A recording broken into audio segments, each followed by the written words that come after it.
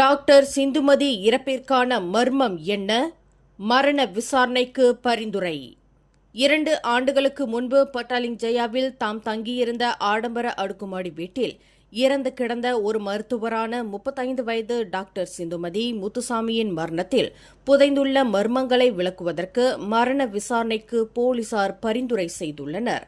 Doctor சிந்துமதியின் மரணத்திற்கான காரணத்தை கண்டறிவதற்கு மரண விசாரணை நடத்துவதற்கு போலீசார் பரிந்துரை செய்துள்ளதாக அந்த பெண் மருத்துவரின் குடும்பத்தின் வழக்கறிஞர் நிறுவனமான அப்துல் ஹலீம் உஷஹா அண்ட் அசோசியேட்ஸ் தெரிவித்துள்ளது. ஆகஸ்ட் 26ஆம் தேதியிடப்பட்ட கடிதத்தில் இவ்வழக்கு கடந்த மே 27ஆம் தேதி ஷாலாமில் உள்ள மரண விசாரணை நீதிமன்றத்துக்கு அனுப்பப்பட்டு விட்டதாக பட்டாலிங் ஜெயா மாவட்ட போலீஸ் தலைவர் ஷாருல் நிசாம் ஜஃபார் கடந்த செப்டம்பர் 19ஆம் தேதி தங்களிடம் தெரியப்படுத்தியிருப்பதாக வழக்கறிஞர் மஹஜோத் சிங் தெரிவித்தார். டாக்டர் சிந்துமதி கடந்த 2023ஆம் ஆண்டு அக்டோபர் 8ஆம் தேதி தாம் தங்கியிருந்த வீட்டில் மர்மமான முறையில் இறந்து கிடந்தார். அவரின் மரணம் தொடர்பான விசாரணையில் இதுவரையில் எந்தவொரு முடிவும் கண்டறியப்படாதது அவரின் குடும்பத்திற்கு அச்சத்தை ஏற்படுத்தி வருகிறது.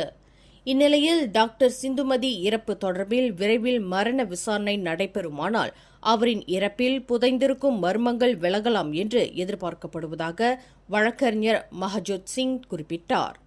டாக்டர் சிந்துமதியின் உடலில் பிரேத பரிசோதனை மேற்கொண்ட மருத்துவர்களின் அறிக்கைகளில் முரண்பாடுகள் இருந்ததைத் தொடர்ந்து மரண விசாரணையை தொடங்குவதற்கு அடிப்படையாக அமைந்துள்ளது என்று மஹஜோத் சிங் தெரிவித்தார். முந்தைய பிரேத பரிசோதனை அறிக்கையில் டாக்டர் சிந்துமதியின் இறப்புக்காக காரணம் அஸ்பிக்சியா வாயு மற்றும் வாயுக்குள் உள்ளிழுக்கப்பட்ட பிளாஸ்டிக் பைகளால் மரணம் சம்பவிக்கப்பட்டுள்ளது என்று தெரிவிக்கப்பட்டுள்ளது.